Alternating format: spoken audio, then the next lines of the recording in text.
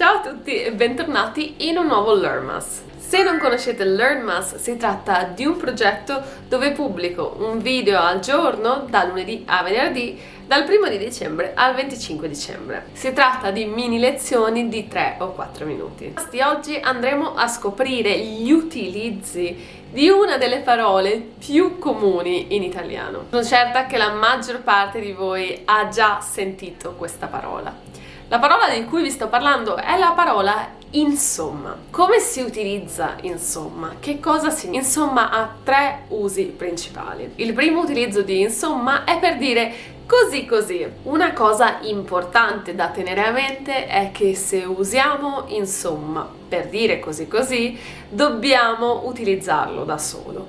Non può essere utilizzato all'interno di una frase. Facciamo un esempio e cerchiamo di capire come si utilizza. Immaginiamo una conversazione tra me ed un amico ed io chiedo al mio amico: ti è piaciuto questo libro? Lui può rispondere insomma. Insomma in questo caso è un po' come dire né tanto né poco, non mi è piaciuto particolarmente. È proprio un modo per dire così e così. Il secondo utilizzo di insomma è per introdurre una conclusione. È un po' come dire in breve. Facciamo un esempio. In quel ristorante non si mangia tanto bene e la scelta dei vini non è ottima.